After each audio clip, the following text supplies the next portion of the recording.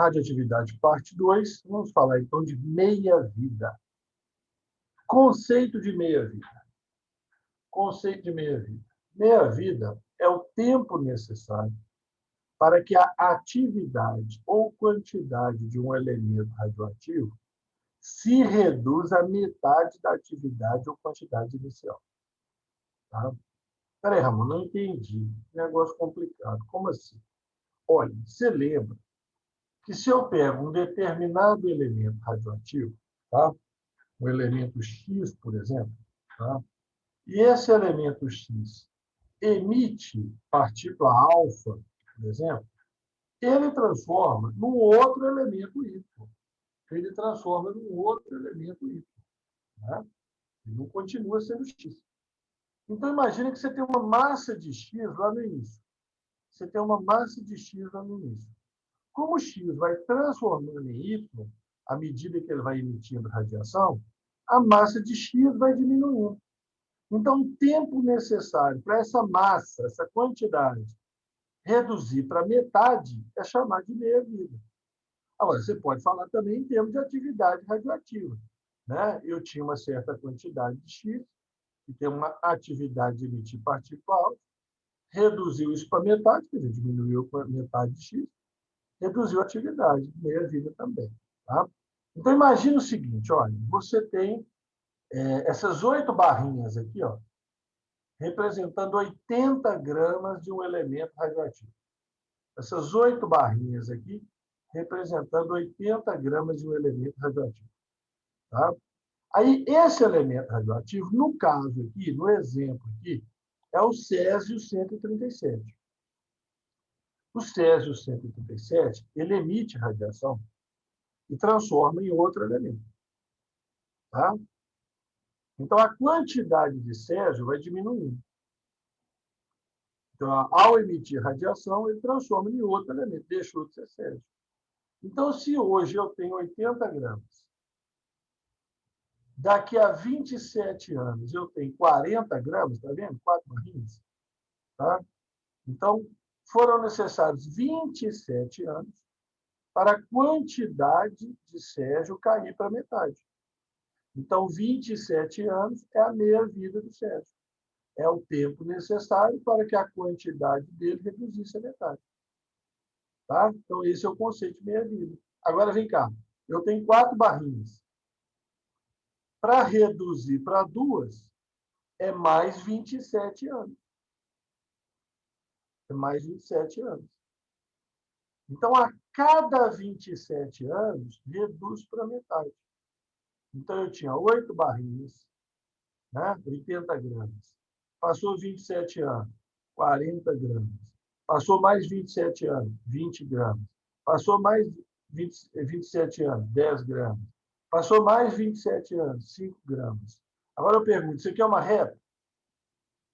Isso aqui é uma reta? Não. Não, isso aqui é uma curva. E se isso aqui é uma curva, eu não posso usar a regra de 3 aqui não, tá? Eu não posso usar a regra de 3 nessa brincadeira, não. Eu só posso usar a regra de 3 em função de primeiro grau. Isso não é uma função de primeiro grau.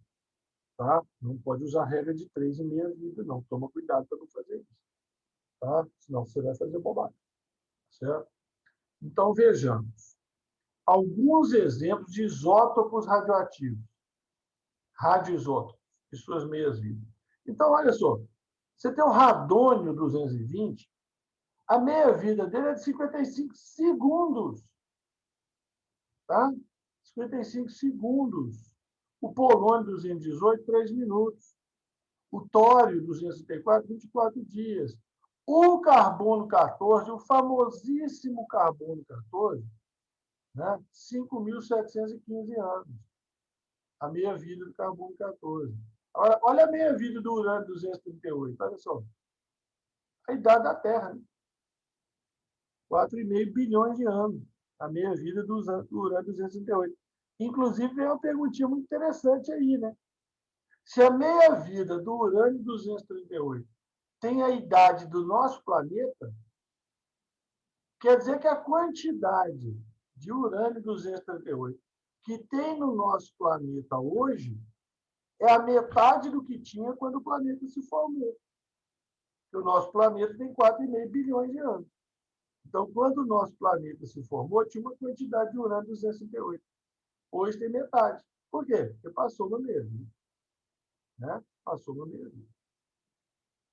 Olha aqui, ó, uma massa inicial.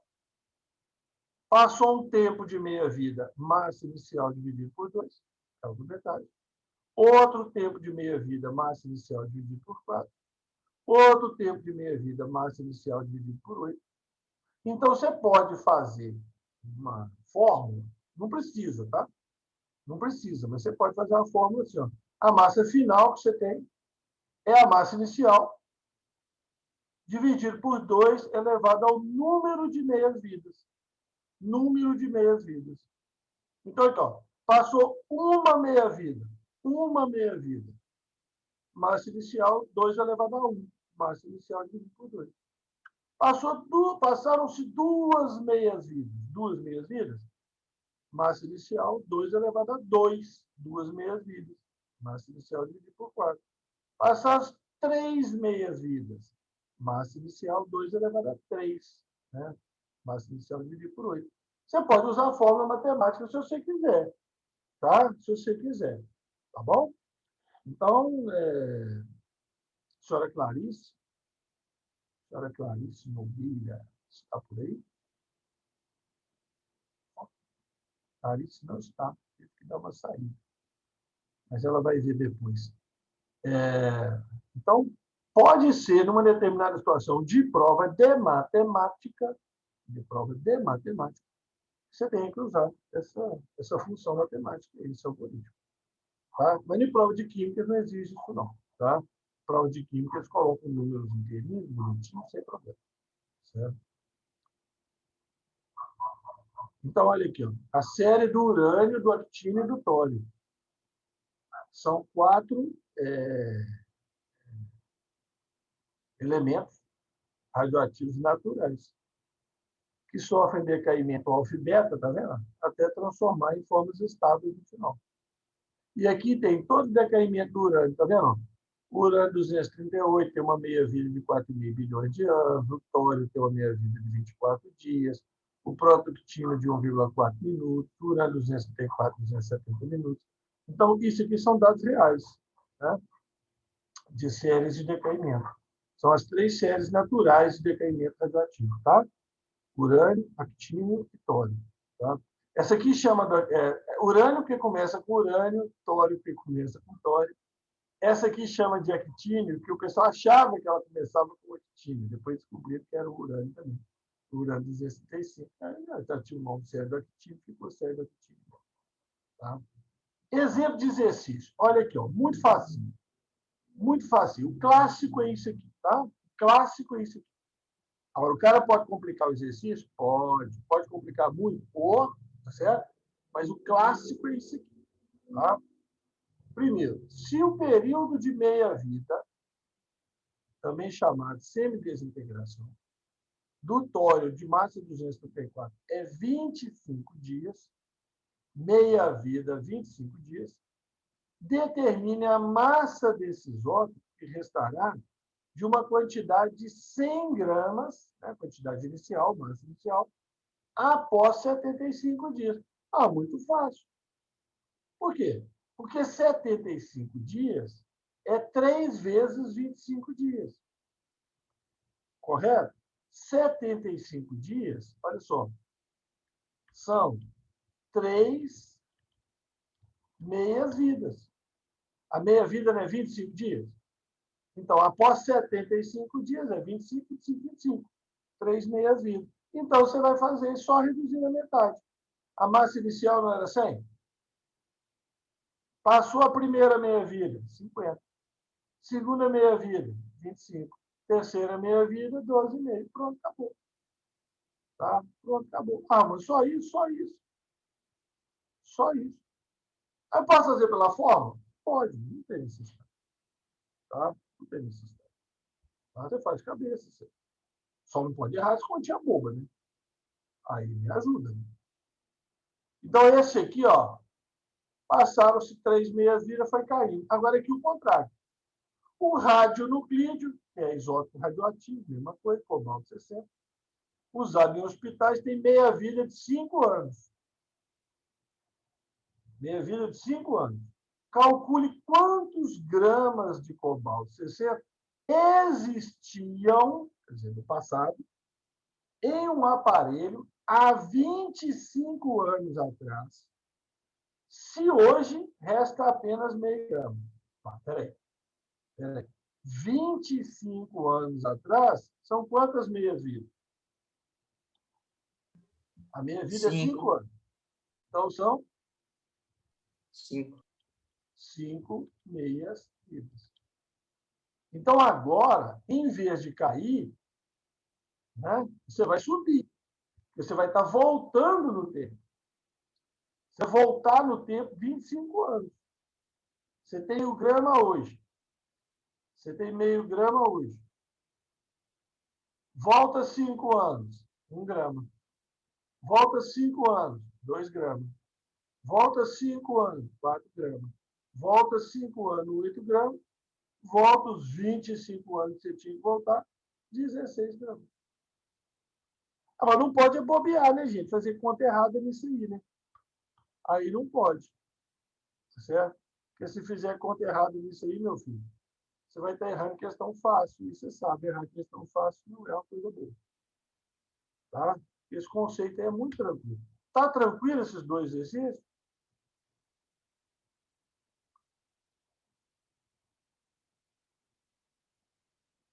Só tomar cuidado, né, gente? Porque aparecem uns números aqui no meio que não tem nada a ver, né? Esse 234 tem nada a ver, esse 60 não tem nada a ver, tá certo? Aparecem uns números aí no meio que, né, são massas atômicas, não sei o quê, de massa. Não interessa nada aí, tá?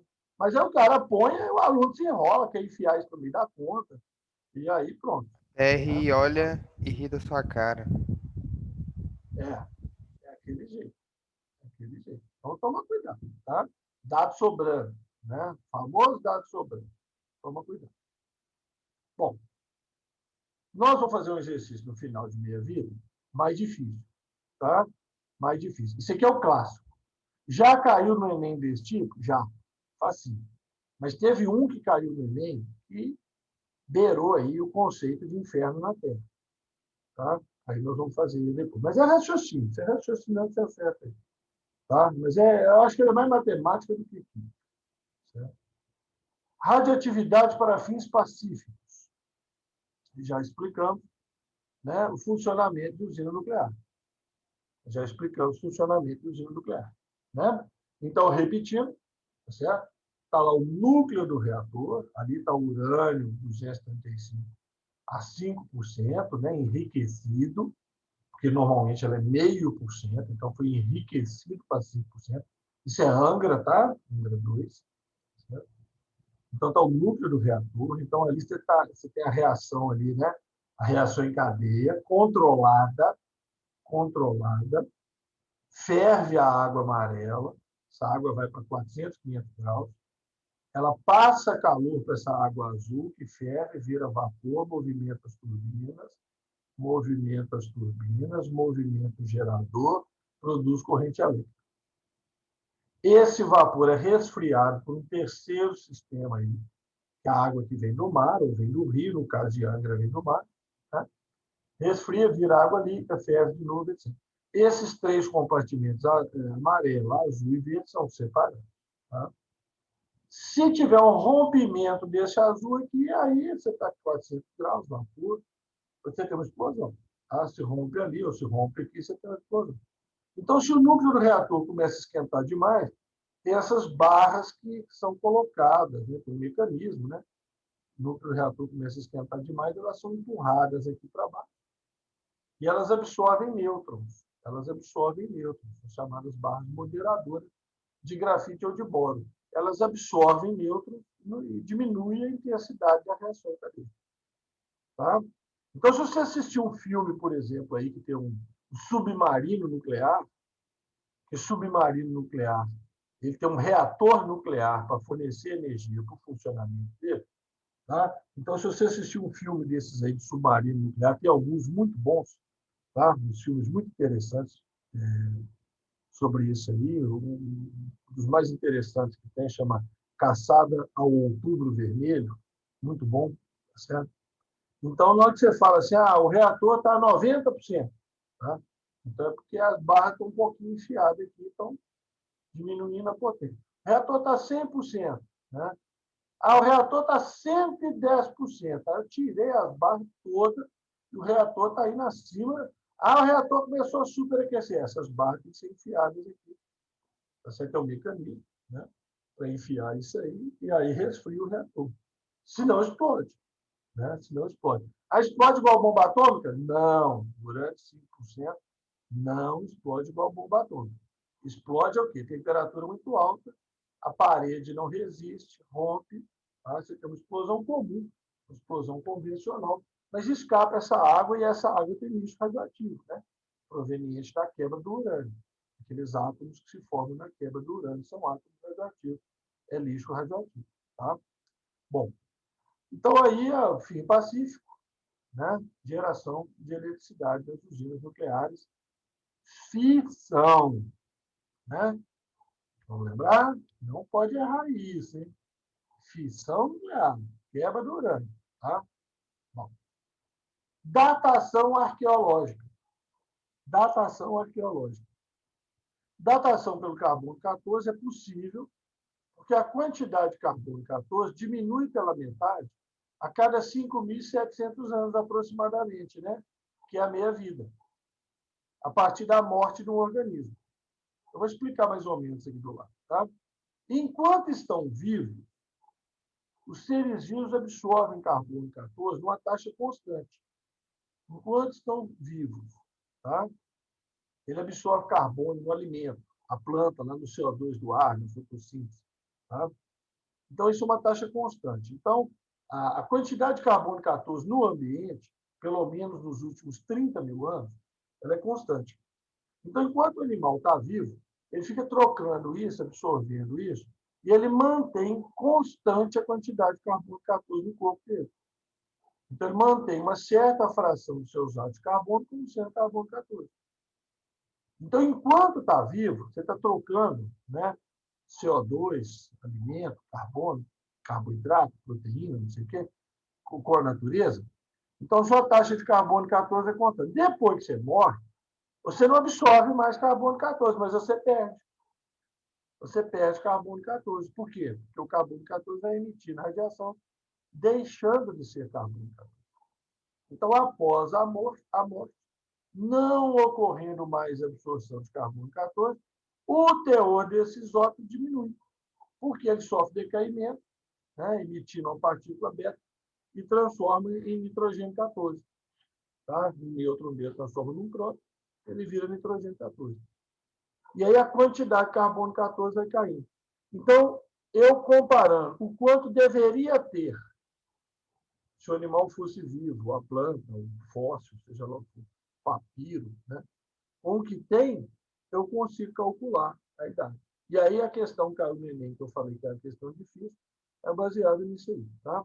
Aqui explicando, tá? Não vou entrar em detalhes aqui, não preciso, mas a nossa atmosfera, nitrogênio 14 é transformado em carbono 14 por captura de nêutron. Tá? O nitrogênio 14, ele captura um nêutron, perde um próton e vira carbono 14. Então, isso aqui acontece na nossa atmosfera numa taxa constante, pelo menos nos últimos 30 mil anos. Tá? Essa taxa é constante. A planta absorve carbono 14, passa para o animal. Então, enquanto a planta estiver viva, o animal estiver vivo, a quantidade de carbono 14 nele é constante. Porque ele está perdendo, mas ele está recebendo do ambiente. Agora, depois que eles morrem, aí ele não recebe mais, né? Aí só perde. Porque o carbono 14 emite partícula beta e vira nitrogênio 14.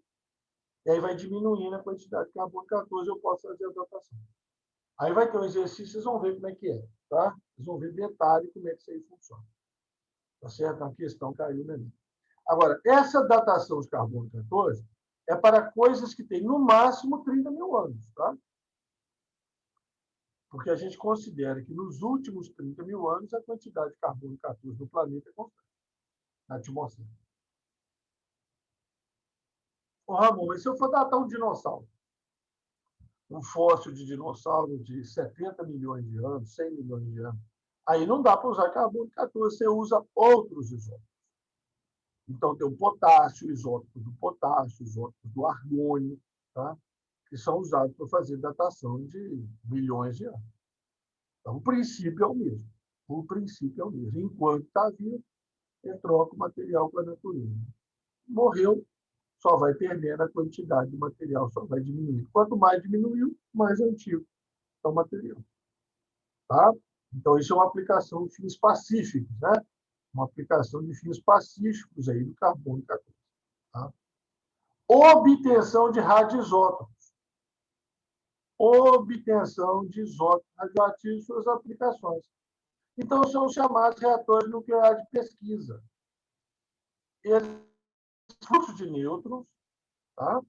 Que é usado para produzir isótopos radioativos que são utilizados em atividade industrial, medicinal ou agrícola. Como assim, Ramon? Você já vai ver daqui a pouco.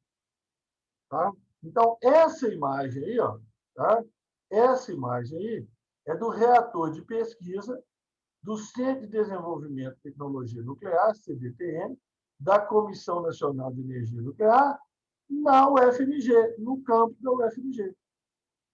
No campo da UFMG tem esse reator aí. Ó, tá? Eu já visitei ele 2 vezes. Né?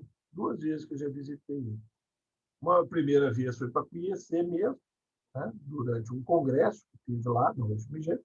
E a segunda vez levando a meia dúzia de alunos, né? Que ia fazer um trabalho sobre radioatividade e propuseram, então, conhecer o reator nuclear. Mas é um reator de pesquisa. Aí não é produção de energia, não. Tá? Aí é produção de isótopos radioativos. Produção de isótopos radioativos que são usados aí em várias situações. Tá? Por exemplo, na engenharia, né, o uso desses isótopos radioativos na engenharia podem ser usados para descobrir vazamento em oleoduto. Tá? Vazamento em oleoduto. Então, imagina um oleoduto. Gente, oleoduto, tubos de transporte de petróleo, óleo, petróleo, eles ficam enterrados. Eles não costumam ficar na superfície, senão o pessoal ainda fura, rouba petróleo. Eles ficam enterrados, ainda tem uns que vai lá e fura. Tá certo? Então, fica enterrado. E o petróleo passando lá dentro. Aí vamos supor que tem um vazamento. Só que esses oleodutos, às vezes, têm 1.000 quilômetros, 2.000 quilômetros. Como é que você vai achar um vazamento? Num cano de 2.000 quilômetros que está enterrado.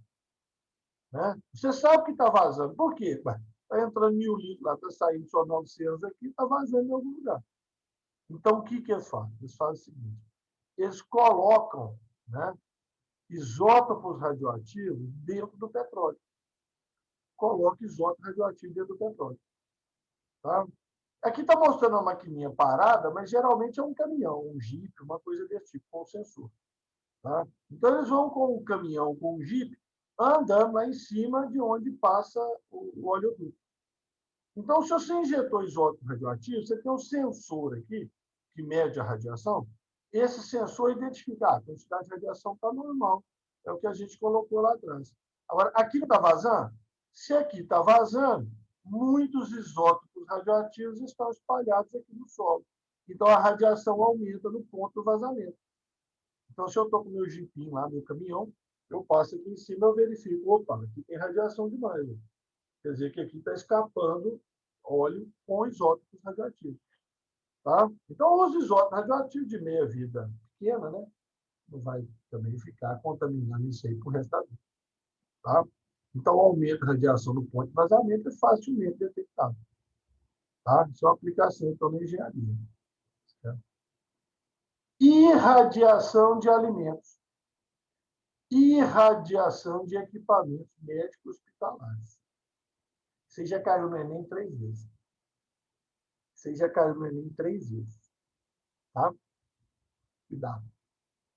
A irradiação de materiais, gente, atenção. Irradiação é diferente de contaminação, tá? É diferente de contaminação. Irradiar o material é feito com radiação ionizante, no caso aí, raio gama. Eu jogo raio gama no material. Esse raio gama provoca ionização de átomos do alimento ou de organismos que estão contaminando o alimento. Isso mata esses organismos. Então, se tiver bactéria, fungo, não sei o quê, e eu faço a irradiação com raio gama, eu mato essas bactérias e fungos. Tá? E aí o alimento vai durar mais tempo. Então, olha aqui, ó, morangos não irradiados e irradiados após 15 dias a 4 graus dentro da geladeira. 4 graus é dentro da geladeira. Esse aqui não for irradiado, ó, deu fungo. Esse aqui for irradiado, não deu nada. Tá? Certinho? Então, a irradiação não torna o material radioativo. Contaminação torna. Se eu jogar no morango, se eu jogar isótopo radioativo, o morango fica radioativo. Aí eu contaminei o morango com material radioativo. Aqui eu não joguei material radioativo. Eu irradiei, eu usei a radiação gama, tá? Para matar os organismos. Então, a irradiação não torna os materiais radioativos, pois a energia envolvida não é suficiente para alterar os núcleos atômicos. O processo não altera a textura nem sabor dos alimentos, mas elimina micro-organismos, inibe maturação de frutos, aumenta o tempo de conservação. Tá? E eu posso usar isso em equipamentos médicos hospitalares também. Eu vou transportar equipamentos médicos hospitalares, tá? Para o pessoal lá, Médicos Sem Fronteira, não sei o quê, tá? E vai para um lugar extremamente complicado, eles querem ter certeza que aquele material médico que eles estão levando, bisturi, pinça, não sei o quê, que aqui está esterilizado. Irradiação. Irradiação. Não torna os materiais radioativos. Não torna. Um processo muito interessante de conservação de alimentos e esterilização de materiais. Tá? Aplicação na biomedicina. Aí você obtém isótopos radioativos, né? Você vai lá no reator de pesquisa e obtém isótopos radioativos. Aí você pega esse isótopo radioativo e usa esse isótopo radioativo numa bomba de cobalto ou bomba de césio. Presta atenção. Bomba de cobalto ou bomba de césio, no caso, cobalto 60, tá? Césio 137. Bomba não é no sentido de explodir, não. Tá? No sentido de bombear. Tá? Então, como é que funciona a bomba de cobalto ou a bomba de césio? Tá? Lembra lá do Rutherford? Mais ou menos a mesma coisa. É um tijolão de chumbo, e aqui dentro você põe o cobalto 60 ou o césio 137. Aí tem um furo e emite a radiação. E aqui embaixo você põe o paciente. Radiação gama. Radiação gama. Tá? Aqui embaixo você põe o paciente. Então, o que eu falei com você de radiação ionizante na aula passada?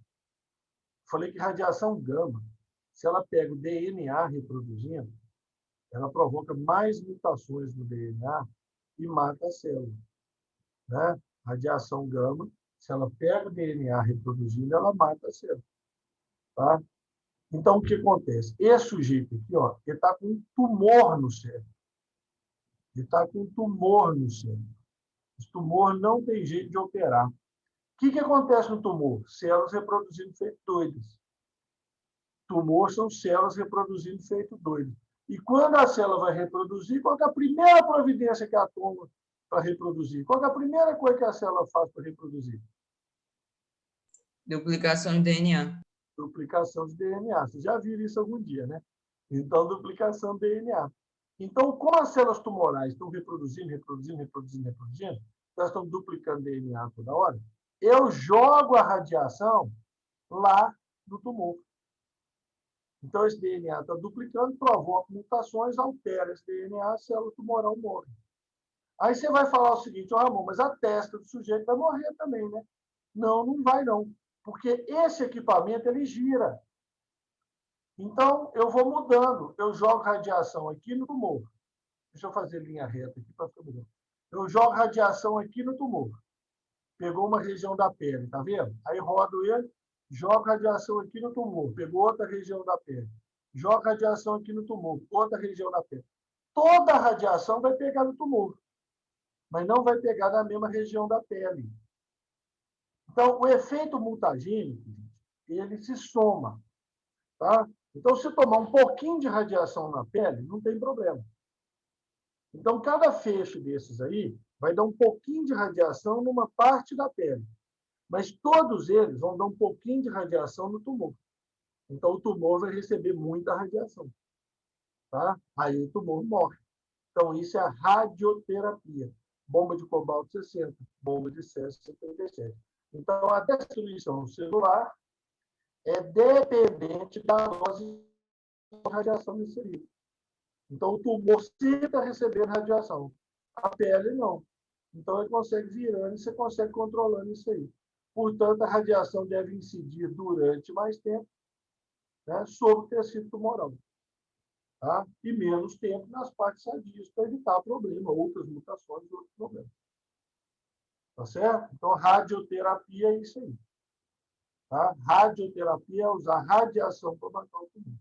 O Ramon, e quimioterapia? Quimioterapia são medicamentos, né? São medicamentos que inibem divisão celular. Por exemplo, Maria Eduarda, já ouviu falar em fibras do fuso de divisão, Maria Eduarda? Fibras do fuso de divisão? Já ouviu falar? Sim. Então, durante a divisão celular, aquelas fibras do fuso são importantíssimas para a célula dividir. Então, existem medicamentos que impedem a formação de fibras do fuso, ou desmancham as fibras do fuso. Aí a célula não consegue dividir. Tá? Então, isso é uma quimioterapia. Né? Um medicamento famoso que faz isso chama colchicina. Colchicina. Ele desmonta as fibras do fuso, não deixa acontecer a divisão celular. A célula não consegue dividir. Tá certo? Então, existem vários medicamentos que agem em várias fases de divisão celular, bloqueando a divisão celular. Então, aqui chama quimioterapia. Isso aqui chama-se radioterapia. Tá? Isso aqui chama-se radioterapia. Aí, nós temos a notícia do maior acidente radiológico do mundo, né? O acidente com o Césio 137, que aconteceu em Goiânia, certo? Em 13 de setembro de 1987. Praticamente um ano depois do acidente de Chernobyl, que foi em 86. Tá? O pessoal ficou louco, né? O pessoal, de cara, eles estão comparando Goiânia com Chernobyl, certo? Chernobyl foi um acidente nuclear. Chernobyl, Fukushima foram acidentes nucleares, usinas nucleares. Vazaram lixo radioativo. Césio 137 não é de usina nuclear, é de aparelho de radioterapia. Então, chama acidente radiológico. Tá? Não é acidente nuclear. Acidente nuclear não é usina nuclear. Então, se chama acidente radiológico. Então, o que aconteceu? Lá em Goiânia, tinha uma clínica de radioterapia que fechou e ficou abandonada e a bomba de Césio ficou lá dentro. A bomba de Césio ficou lá dentro. Então, dois homens procurando sucata encontraram esse aparelho, desmontaram e venderam para o ferro velho por causa do chumbo. Venderam por causa do chumbo. Só que junto com o chumbo foi o Césio, 20 gramas de cloreto de Césio. E o cloreto de Césio, ele brilha no escuro com uma cor azulada, um azul bonito, um azul bem cheguei. Tá certo? O dono do ferro velho, que é esse cara aqui, certo? O dono do ferro velho, ele achou lindo aquele negócio, né? Ele achou aquilo ali maravilhoso, certo? E guardou o Césio. Guardou 20 gramas de Césio. E passou a mostrar para os amigos que ele emitia uma luz azul, distribuiu para os amigos, o irmão dele. Aí o irmão passou para a filha, a menina ingeriu, morreu, certo? Negócio complicado. Então, eles estão espalhando isso aí, tá? 20 gramas. Tá?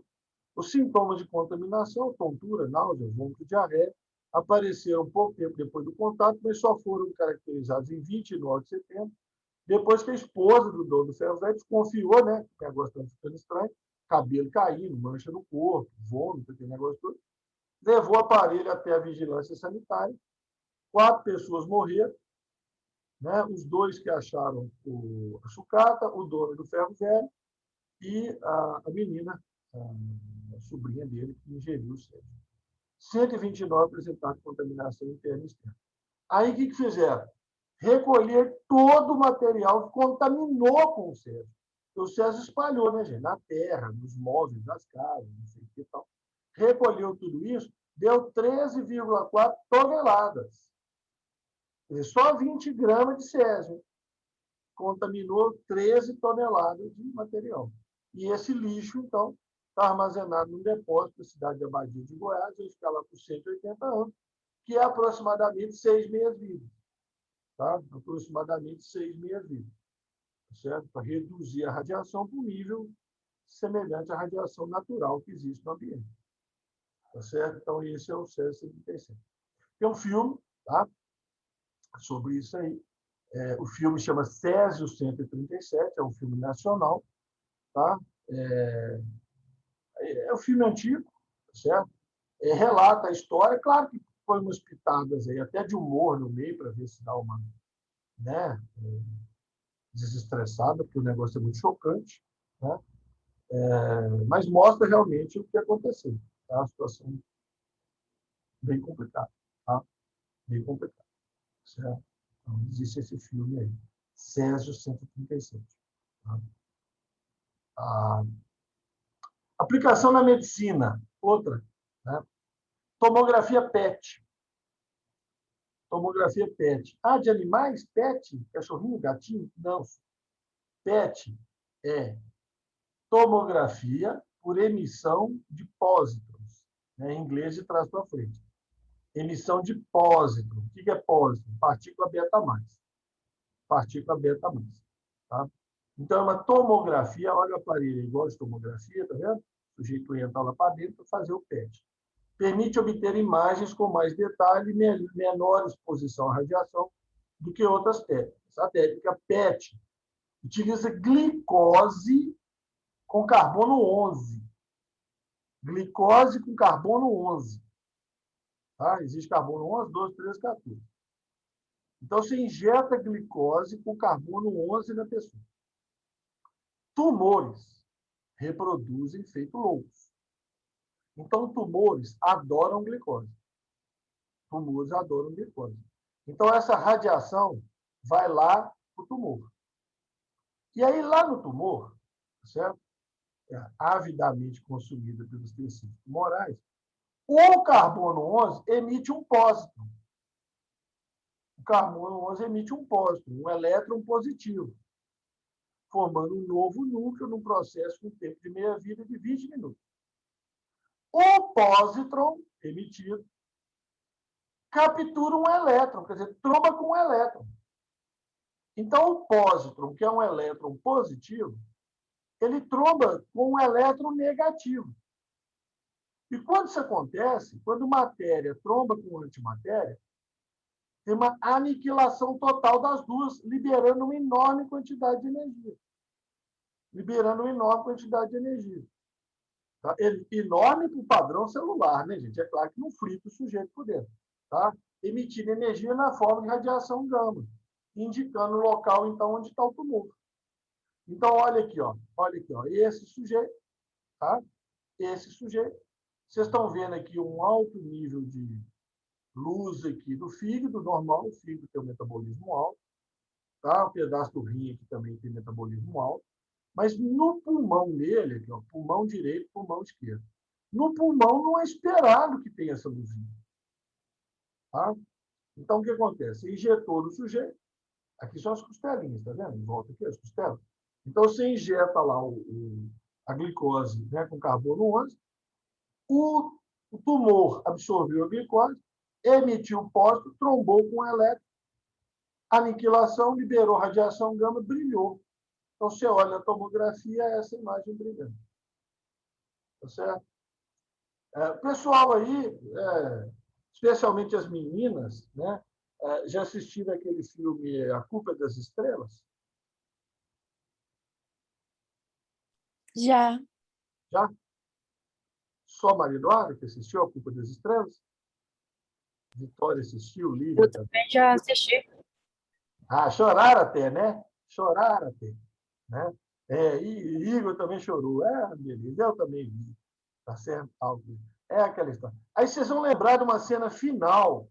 Vocês vão lembrar de uma cena final. Gente, fica, vamos rir não, né? Pô, o negócio não é sério. Né? Vamos lembrar de uma cena final, tá?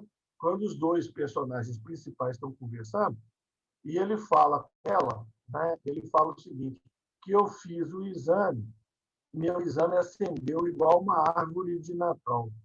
Lembra dessa fala? Em qual filme mesmo? A culpa é das estrelas. Ah, eu não lembro dessa fala, não. É lá no finalzinho. Lembra dessa fala? Me lembra, né? Lembra? É porque o meu exame acendeu igual uma árvore de Natal. É isso. Quer dizer, deu pontos desses de luz, né? No corpo inteiro, porque o menino tinha linfoma, né? Eu acho que tinha linfoma. Então, são vários tumores espalhados, né? Então, eu falei assim, meu exame acendeu igual uma árvore de Natal. Ou seja, né, está condenado. Né? A partir daquele momento, você entende ali no filme que ele morreu. Tá certo? Mas então, a tomografia PET. Isso é PET scan. Beleza? Então, a teoria é essa. Tá? A teoria é essas aplicações aí. Tá? Então, vamos fazer os exercícios. Né? Vamos fazer uns exercícios. Eu não sei se vocês estão percebendo, mas a gente cita filmes, né? A gente cita filmes aí, claro, né? Porque às vezes vocês assistiram qualquer coisa desse tipo, né? Filmes que fazem referência à radiação. Vou citar alguns aqui, tá? Para quem é mais curioso aí, né? Para que o Thales, por exemplo, já falou que na outra aula ele ficou o dia inteiro pesquisando sobre radioatividade. Alguns filmes que falam sobre radioatividade e situações do tipo, tá? Existe um filme chamado Anjos e Demônios, baseado na obra do Dan Brown. É um do Papa, que o Papa morreu, aí tem outro toma no lugar do Papa, não sei o quê, tal, tá certo?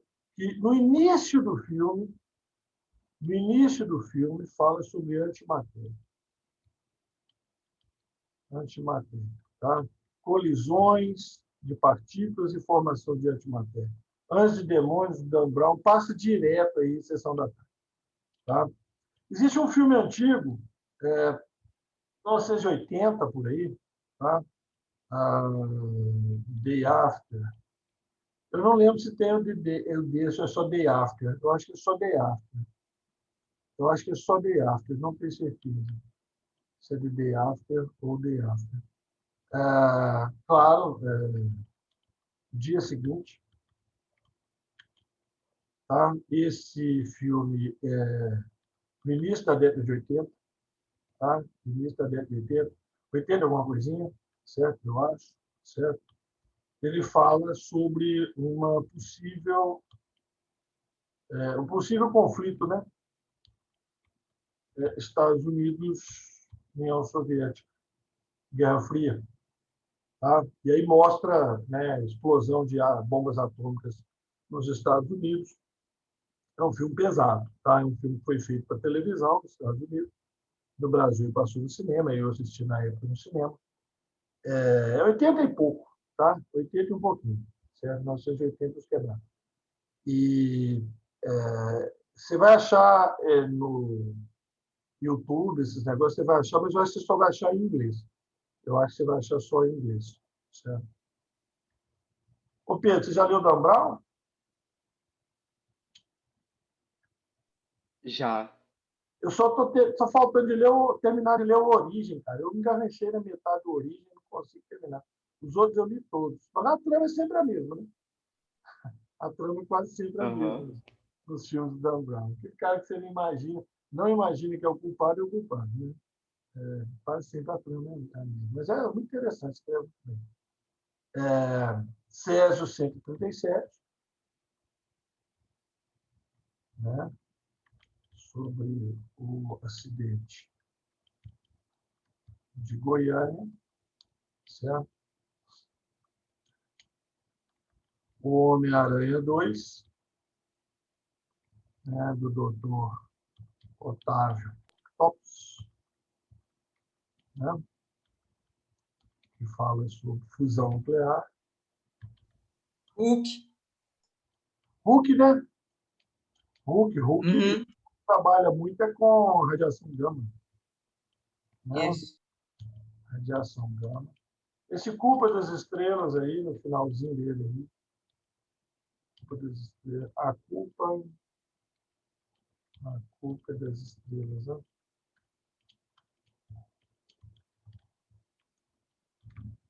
No finalzinho dele, fala sobre Petitcamp.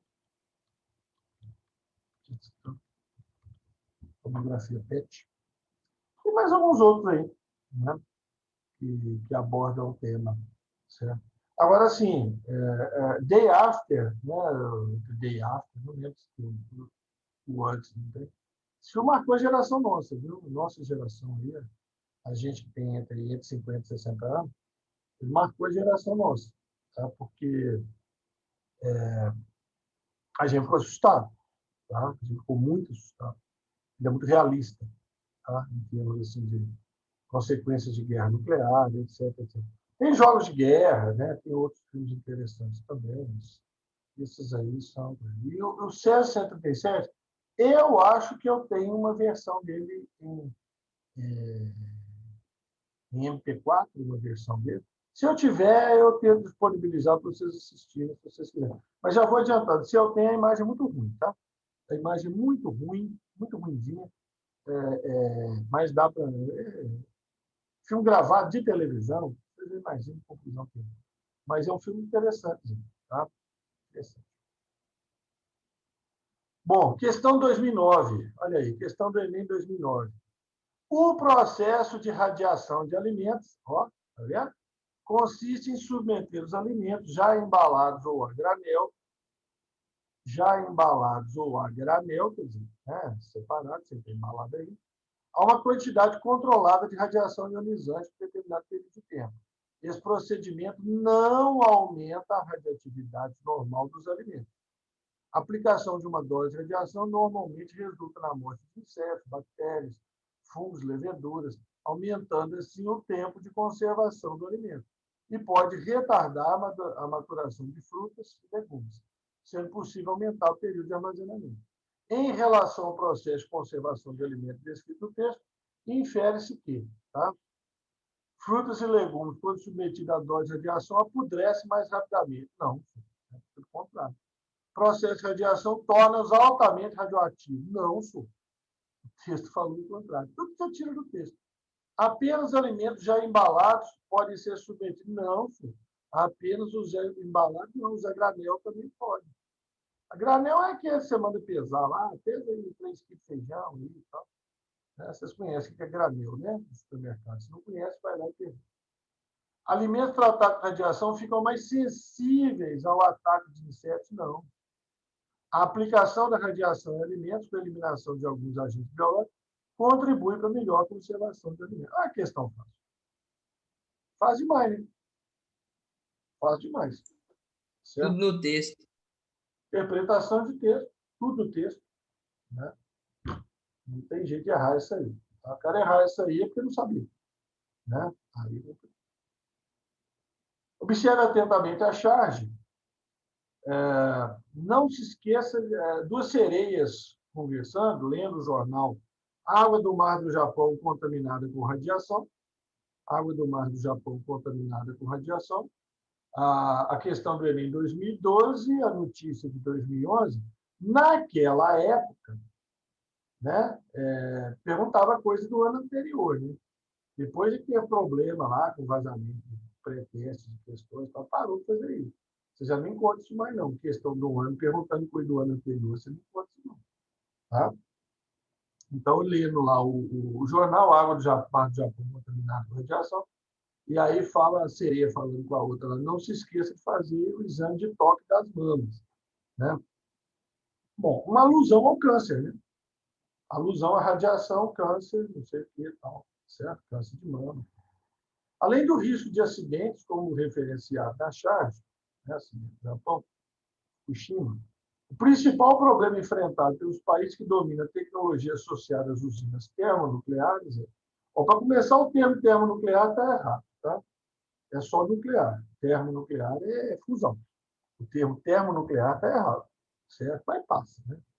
Obrigado por causa disso, não. Qual que é o principal problema dos países que dominam as usinas nucleares? A escassez de recursos minerais destinados à produção de combustível nuclear. Não, não é um problema. É caro, é claro, mas não é um problema. Certo? A produção dos equipamentos relacionados a diversas etapas do ciclo nuclear. É caro também, mas não é um problema. O destino final dos subprodutos das fissões ocorridas no núcleo do reator. Isso é um problema. Destino final dos subprodutos das fissões. Que é o destino final de quem? Destino final do lixo nuclear. Como dar destino para o lixo nuclear? Né? Até hoje não resolvi perfeitamente. Né? Como é que você vai dar lixo nuclear? Tá? Formação de recursos humanos também é caro, não é um problema. Rigoroso controle da Agência Internacional de Energia Atômica. Isso aí é desejável, inclusive. Né? Isso aí é desejável. Então, o grande problema aí é o destino do lixo. E a questão fala exatamente disso, do vazamento, contaminação, certo? Certo? Questão 2015, né? Só Carlos Drummond de Andrade mesmo para fazer poesia com bomba atômica, né? Tem uma outra questão de Carlos Drummond de Andrade também com rio poluído, né? Carlos Drummond de Andrade era um cara muito ligado, né? O que estava acontecendo em volta dele, né? Por isso, poeta aí de importância tão grande aí no modernismo. Né? Então, ele escreveu lá, né? A bomba reduz nêutrons e neutrinos e abana-se com o leque da reação em cadeia. Abana-se com o leque da reação em cadeia. Nesse fragmento de poema, o autor refere-se à bomba atômica de urânio. Essa reação é dita em cadeia. Por quê? Por que é reação em cadeia? De cara, você já elimina a letra D e letra E, que falam de fusão do urânio. Né? De cara, você já elimina. Certo? Fissão do urânio 235, ocorre liberação de grande quantidade de calor que dá continuidade à radiação. Não, não é o calor que dá continuidade à radiação, não. Fissão do urânio 235, ocorre liberação de energia que vai desintegrar o urânio 238, também enriquecendo nada. Fissão do urânio 235, ocorre liberação de nêutrons que bombardearão outros núcleos. Correto? Reação em cadeia. É isso aí. Né? Neutrino é uma partícula atômica, subatômica. Aí o pessoal fala assim, o caso do Drummond de Andrade errou, né? Não é neutro, não, é nêutron. Tá certo? Nêutron. Olha, eu não acredito que o Carlos Drummond de Andrade errou isso, não. Até porque ele conhece neutrino. Se ele conhece neutrino, ele conhece nêutron. Certo? Eu acho que ele quis fazer aí um trocadilho com nêutros, pessoas neutras. Tá? A bomba reduz as pessoas que são neutras. Quer dizer, uma pessoa não pode ser neutra, né? Em relação ao uso de uma bomba nuclear. Né? Uma pessoa não pode ser neutra. Certo? Você, não. Para mim, tanto faz, usar ou não usar. É um negócio meio pesado você se posicionar de forma neutra. Eu acho isso. Né? Carlos Drummond de Andrade sabe que é neutrino, sabe que é nêutron. Né? Não foi erro, não. Eu acho que é proposital. Mas todo mundo tem jeito de perguntar pela agora. Né? Fica aí o benefício da dúvida. Mas a questão tranquila, né? Questão 2016. Essa é meio biologia, meio química, meio radioatividade. Tá? O ambiente marinho pode ser contaminado com rejeito radioativo proveniente de testes com armas nucleares. Fenda do biquíni, por exemplo, né? Bob Esponja está aí. Né? Os materiais radioativos podem se acumular nos organismos. Por exemplo, o estrôncio 60, o estrôncio 90, desculpa, o estrôncio 90, é quimicamente semelhante ao cálcio e pode substituir o cálcio nos processos biológicos. Então, armas nucleares podem liberar estrôncio 90, tá? Estrôncio 90. Deixa eu só conferir ali atrás se eu escrevi errado, que eu fiquei na dúvida, será que eu escrevi 90, né? Estrôncio 90, quimicamente semelhante ao cálcio, pode substituir o cálcio, certo? Um pesquisador analisou as seguintes amostras coletadas numa região marinha, próxima ao local que manipula estrôncio radioativo. Uma usina nuclear, por exemplo, com vazamento, coluna vertebral de tartaruga, concha de molusco, endoesqueleto de ouriço do mar, sedimento de recifes corais, tentáculo de polvo. Em qual das amostras analisadas a radioatividade foi menor? Onde vai ter menos radioatividade? Olha, o exercício está falando que o estrôncio substitui o cálcio. O estrôncio é radioativo e ele substitui o cálcio. Tá certo? Então, na hora que ele pergunta, desses materiais aí, qual que vai ter menos radioatividade? Ele está perguntando qual que vai ter menos estrôncio. Por que vai ter menos estrôncio? Porque tem menos cálcio para ser substituído. Qual desses tecidos aí tem menos cálcio? Tentáculos de polvo. Tentáculo de polvo não tem muito cálcio. Concha de molusco é calcário. Calcário é cálcio. Recife de coral, calcário. Cálcio. Coluna vertebral de tartaruga é osso. E o osso tem fosfato de cálcio. Tá? Igual o nosso osso. E endoesqueleto, esqueleto interno de ouriço do mar, é calcário. É calcário, tem cálcio. Tá? Então, vou escrever quimicamente aqui na frente, ó, concha de molusco, carbonato de cálcio. Carbonato de cálcio. Recife de corais, carbonato de cálcio. Coluna vertebral tartaruga, osso, fosfato de cálcio. E endoesqueleto de ouriço do mar, equinodermos de uma maneira geral, carbonato de cálcio. Agora, tentáculo de polvo é músculo, não tem. Tem cálcio? Tem, claro, mas não igual esses materiais aí, né? Não igual esses materiais. Certo? Então, a questão, tá vendo? Misturou a biologia com a química. Normal. Tá? Normal. Aliás, eu acho que ela tem mais biologia que a química. Né? Deixa eu deixar isso aqui para o final, tá? 2017, que é do cálculo, que eu falei que é um cálculo complicado. Deixa eu deixar ela para o final, certo? Vamos fazer esse 2020 aqui facinho. Esse ano, ó, 2020, embora a energia nuclear possa ser utilizada para fins pacíficos, recentes conflitos geopolíticos, Coreia do Norte, né? A famosa Coreia do Norte, têm trazido preocupações em várias partes do planeta, estimular discussões visando o combate ao uso de armas de destruição em massa. Além do potencial destrutivo da bomba atômica, uma grande preocupação associada ao emprego desse artefato bélico é a poeira radioativa deixada após a bomba ser detonada.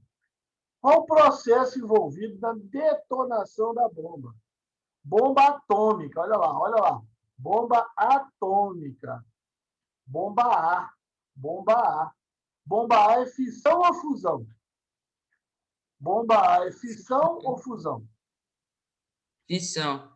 Então, fusão nuclear está fora. Tá?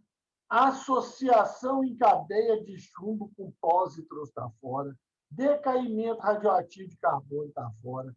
Desintegração nuclear do plutônio provocado por elétron está fora. Letra A, tranquila. Questão desse ano, gente. Ó. Fissão nuclear do urânio provocada por nêutrons. Provocada por nêutrons. Tranquilona, desse ano aí, ó. Bomba atômica. Tá? Agora, se você confundir bomba atômica com bomba H de hidrogênio, falar que é fusão nuclear de hidrogênio, aí você se lascou tudo. Tá? Não pode confundir bomba A com bomba H. Não pode. E essa também aqui de 2020, essa é a segunda aplicação, tá? Com a descoberta de emissões de energia do rádio 226 por Marie Curie e Pierre Curie, o fenômeno foi denominado radiação alfa ou emissão alfa. Posteriormente, verificou-se que a emissão alfa, na verdade, são partículas correspondentes a núcleos de hélio, formados por 2 prótons e 2 nêutrons. Te deu tudo! Te deu tudo, 2 prótons e 2 nêutrons.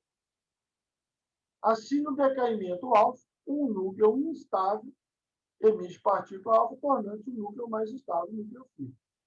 Pergunta. Se um núcleo de rádio 226 emitir 2 partículas alfa, a massa do núcleo filho vai ser quanto? 2 partículas alfa. Qual que é a Vai massa da ser partícula alfa? Qual que é a massa da partícula alfa? 4. 4. 2 prótons, 2 nêutrons. A massa da partícula alfa é 4. Se emitir 2, diminuiu 8. 226 menos 8. 226 menos 8. 218. Ele não perguntou o número atômico, né? Ele não perguntou o número atômico, ele perguntou só a massa. Ele deu tudo no enunciado. Ele deu tudo no enunciado. Tá?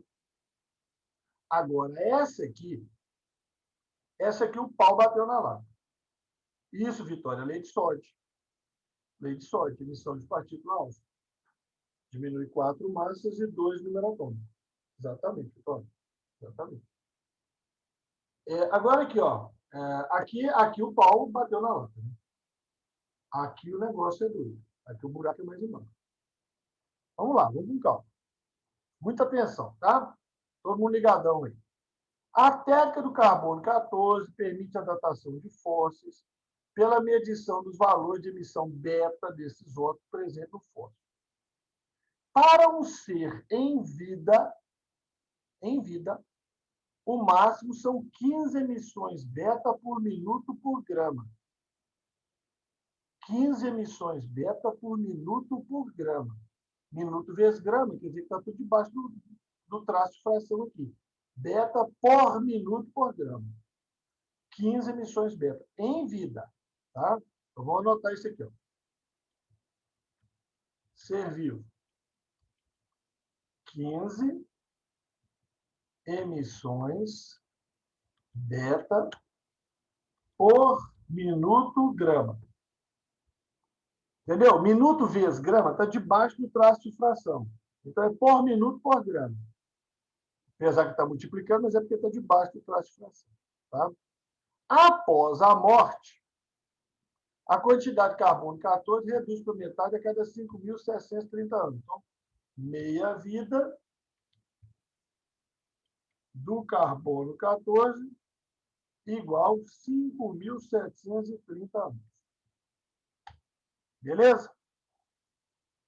Bom, considere um fragmento fóssil de massa 30 gramas. Foi encontrado no sítio arqueológico. A medição... Então, fóssil. Eu tenho um fóssil, tá? De 30 gramas. Ele deu 6.750 emissões beta por hora. Qual é a idade do fóssil? Qual é a idade do fóssil? Então, está parecendo aquele exercício de física, né? Você pega um corpo de 10 quilos, né? O vento soprando de norte para sul, você joga para baixo com velocidade não sei o quê. Qual o nome do porteiro do edifício, né? Qual que é o nome do porteiro do edifício? Parece aqueles exercícios. Eu estou perdidinho esse exercício. Tranquilo, tranquilo, tá? Presta atenção, presta atenção. Nós vamos ter que saber, tá? Se eu pegar 1 grama do ser vivo, tá? São 15 emissões beta por minuto, não são? 15 emissões beta por minuto? Tá certo? Então, aqui, ó, 1 grama dá quantas emissões beta por hora? Por hora. São 15 por minuto. 15 por minuto. Que conta que eu tenho que fazer? Uma hora 60 são vezes quantos 15. minutos? 60 vezes 15. 60 vezes 15. Tá certo? 60 vezes 15. Então, isso para 1 grama. 1 grama. 15 beta por minuto. Mas eu não quero saber por minuto, eu quero saber por hora. Então, eu vou multiplicar por 60. Então, vai dar quanto? 60 vezes 15. 900, né? É. Confere?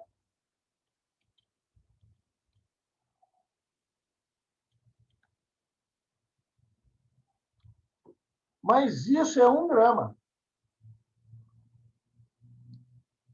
Eu não quero saber 1 grama, eu quero saber 30. Tá? Então, aqui, ó, deixa eu colocar aqui o que eu fiz aqui, ó. Multipliquei por 60 minutos. Agora eu vou multiplicar por 30 gramas. Então, 30 vezes 9.000.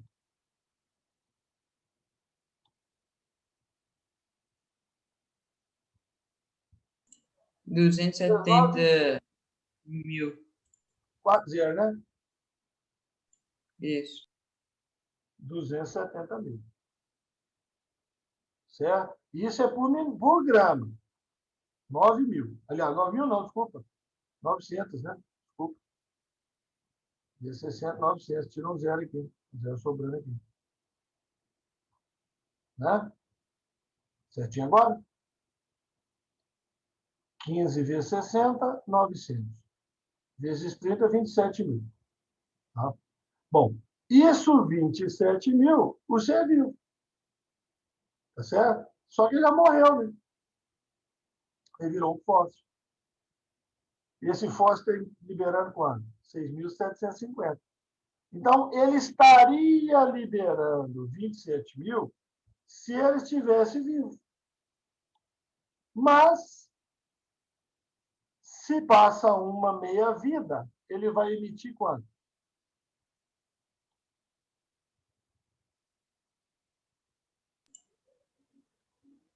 Sim.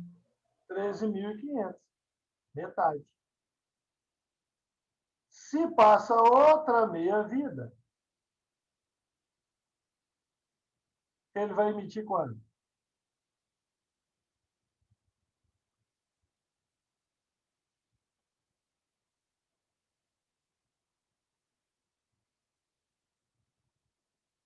Entenderam o raciocínio? Vamos recapitular. Sim. Tá? Vamos recapitular. Pega o ser vivo. O ser vivo dá 15 emissões beta por minuto por grama. Passei isso aí para a hora, 900, e para 30 gramas. Por que 30 gramas? Porque o fósforo que eu estou analisando é 30 gramas. Então, passei para hora, multipliquei por 60 minutos. Passei para 30 gramas, multipliquei por 30. Então, o ser vivo, se ele tivesse vivo, lá atrás, ele estaria emitindo 27.000 beta por 30 gramas por hora. Mas ele só está emitindo 6.750. Então, você vai fazendo as meias-vidas, tá? Você vai fazendo a meia-vida aqui, ó. Você faz um T meio. Um tempo de meia-vida, certo? Então, era 27.000, joga para metade, 13.500. Faz outro tempo de meia-vida. Joga para metade de novo, 6.750. Ora, então, passou quantos tempos de meia-vida? 2. Né? Quer dizer, daqui para cá, de quando ele era vivo para quando ele foi encontrado agora, fóssil, 30 gramas, a emissão caiu de 27.000 para 6.750. 2 tempos de meia-vida. E quanto que é o tempo de meia-vida? 5.730. 2 vezes 5.730, 2 tempos de meia-vida, vai dar quanto? 11.460. Beleza? Olha, Vou falar a verdade, foi a primeira vez que eu vi numa prova de vestibular, não sei o que, uma questão desse tipo. Tá? Tudo interpretação em cima de enunciado e conceituação de meia-vida. Agora, ele foi maldoso, ele trabalhou com 30 gramas em vez de 1, ele trabalhou com hora em vez de minuto, tá certo? Ele foi maldoso. Por isso que eu falei, essa questão é mais de matemática do que de química. O conceito de química aí é que a cada via reduz por metade. Né? O conceito de química aí é isso. Certo? Então, eu tinha 30 gramas vivo. Quando esse bicho era de 30 gramas, ele emitia 27 mil. Hoje, ele emite 6.750. Ele é um fóssil de 30 gramas. Caiu para metade. A atividade radioativa caiu para metade. Lembra que meia-vida é a atividade radioativa. Caiu para metade. Duas meia-vidas. Cada meia-vida é 5.730, 11.460. Tá? Esse precisa Ramon, analisar depois. Vou tentar fazer de novo, né? Pedro, diga. aqui você escreveu 27 mil vivo. É porque que ele estava consumindo também o carbono 14, né? Enquanto ele estava vivo, lá atrás, ele absorvia carbono 14 da natureza e o carbono 14 emitia radiação. Então, aquela quantidade constante. Eu falei lá, deixa eu voltar no slide lá que eu expliquei isso para vocês. Certo? Enquanto ele estava vivo, cadê? Enquanto ele estava vivo, aqui, ó, tá?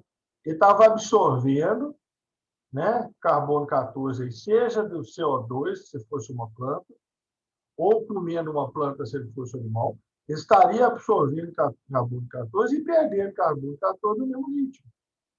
Então, enquanto ele estava vivo, 30 gramas dele emitiriam 27 mil emissões beta por hora.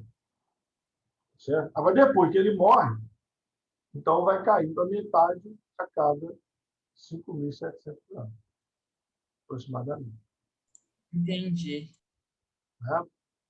Mas é uma questão. Então, Assim, a partir, a partir de quando ele morre, ele vai acabando, né? vai perdendo carbono 14, vai reduzindo. A cada 5.700 anos vai diminuindo a metade. A massa de carbono 14 e a atividade, né, de emissão de radiação. Lembra lá o conceito meia-vida? Olha lá, o conceito meia-vida é tempo necessário para a atividade, que no caso é a emissão da radiação, ou a quantidade, a massa, reduzir para metade. Tanto faz, eu posso fazer pela massa e posso fazer pela atividade. A questão lá foi pela atividade de emissão dela. A questão foi pela atividade de tantas emissões por minuto, por hora, por grama. Então, virou uma questão matemática. Tá? Eu poderia fazer também a partir dessa aqui. Ó, né? Passar 30 gramas para 1 grama, passar a hora por minuto e fazer pelo lado de cá. Também dava certo. Mas eu acho que multiplicar é mais fácil que dividir. Multiplicar por 60, multiplicar por 30 é mais fácil que dividir. Dá conta mais chata, né? Dá conta mais chata. Mas resolve também. Sai. Tá bom? Estou salvando aqui para enviar para vocês. Era a última, era até aí, né? Até essa de 2020. Estou parando aqui.